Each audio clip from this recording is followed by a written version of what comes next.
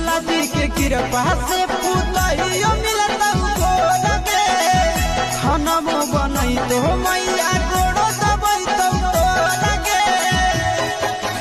बैठ के डोलई तो बेना गे मैया बैठ के डोलई तो बेना गे मैया आबे नहीं देतो तोरा पसीना तका धीना धीना मन बोनै जलवा चढ़ैले बिना तका धीना धीना मन बोनै जलवा चढ़ैले बिना भोला जी के कृपा से पुतैयो मिलत लगे खाना बनई तो मैया गोड़ो दबई तो लगे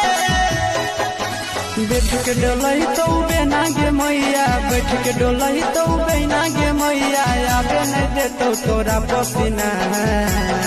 तका धीना धीना मन बोनै जलवा चढ़ैले बिना तका धीना धीना मन बोनै जलवा चढ़ैले